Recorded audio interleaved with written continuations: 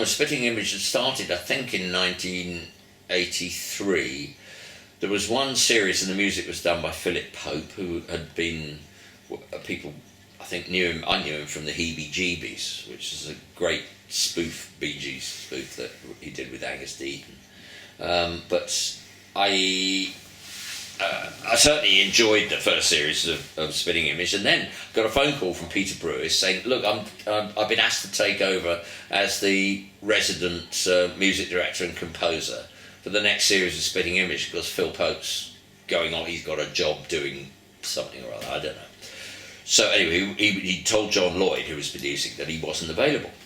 So Pete said, so I'm doing it. Will you work on the show? So I just came in as the guitarist, basically, with a Peter Brewis section. But that led me into meeting a lot of people that I was able to use on my sessions later on. A whole new genre of musicians that I didn't know, who were mostly theatrical musicians. Peter had made his name before Smith and Goody even, working on the original London production of the Rocky Horror Show in Chelsea. And as I say, absolutely terrific, very funny, very creative musician. He wrote songs, he was a good lyricist, got really highly trained as a composer. And working on Spitting Image was a joy because it was the money was very good because particularly because Peter knew that I sang and he'd throw me bones. I get to sing characters, and the thing is, if you sang, a lot of times I would do I'm not an impressionist. I wouldn't be voicing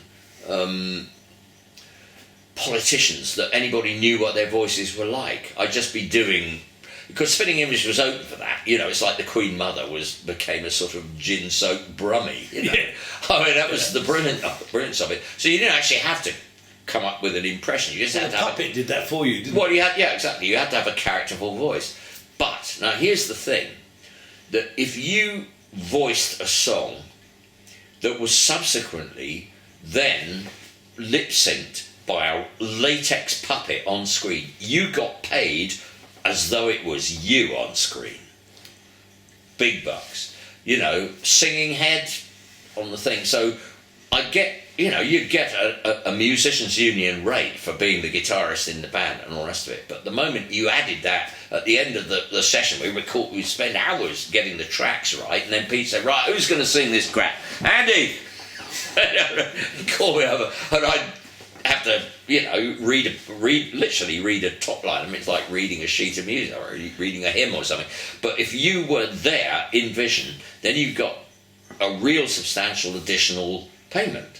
So it was good, and that sustained me through 84 working on that. And then the big bonus was, I have to say this, at the end of it, they got in touch with me, and we'd finished the series, and we'd done the 1 year or whatever it was of work. And there were great things. There were lovely things. Stopbacks in, I'd stay in hotels in Birmingham, and in the evening, I'd have a meal with John Lloyd and Pete, and John Lloyd, who's such a hero. After the Blackadder, the stuff that he's produced for television, QI, and what an inventive man. It's fantastic. So to have the privilege of even knowing him, that briefly, but brilliant. They got in touch with me and they said, "But we're putting out a single, and this song that you sang called 'I've Never Met a Nice South African,' which was in, and it was not a specific character. It was just a character, an latex puppet, and I voiced it, but it wasn't, somebody that you knew.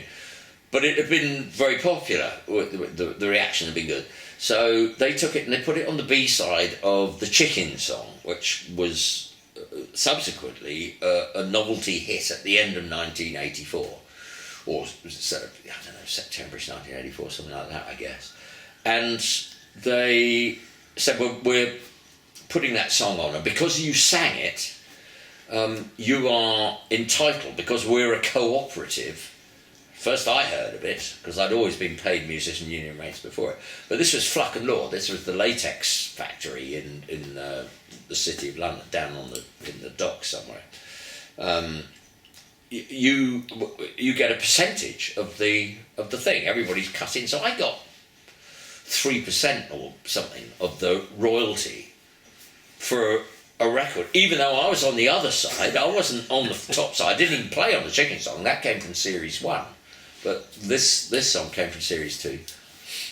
I got a percentage royalty on the thing. So when the money came in, it was not shabby. It was suddenly out of the blue, when I'm thinking, how the hell am I going to pay for Christmas and give the kids, because by then I had 4 stepkids.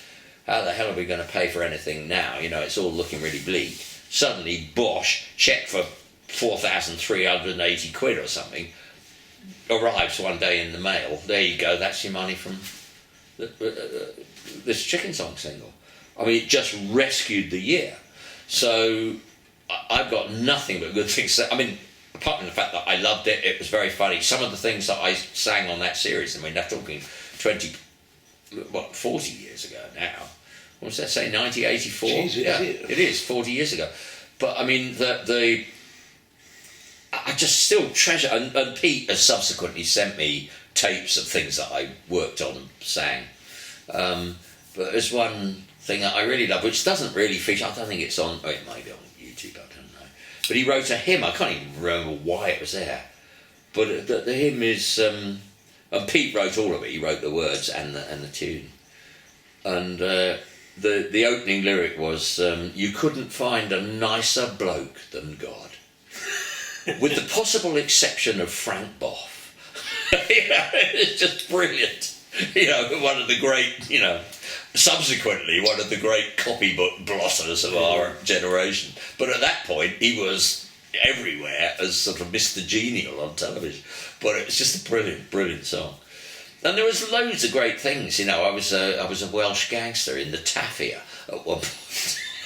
It was just all that stuff. I mean, there was just gorgeous stuff. Week after week after week, it was a joy to do. And they did it in Birmingham at Central. So I would, you know. So how many episodes of that did you? Oh, I don't know. I have no idea. I can't remember. But it was a joy. And then that led to a subsequent career on Pete Brewer's productions. I mean, Pete did, as I've alluded to, Alas, Smith and Jones. That was endlessly. I was forever voicing Griff Rhys-Jones singing something, you know. And that was a terrific thing to do. You know, if Griff was in Vision and there wasn't enough time for him to learn the song when it had to be recorded, I would sing and be his voice and stuff like that. There was just great stuff. And then that led on, and Mel Smith subsequently became a really good friend, and I knew Mel because we brought him in. I gave you an album earlier, which was the Roger McGough album, Summer in Monaco. Now, we recorded that in 1978. It's a fully orchestrated suite of poems by Roger. I think it's one of the proudest achievements of my life, is that thing. We subsequently did it about 5 years ago. We did a live performance of that, 4 live performances actually, with the Liverpool Philharmonic Orchestra. Is that filmed? No. I know.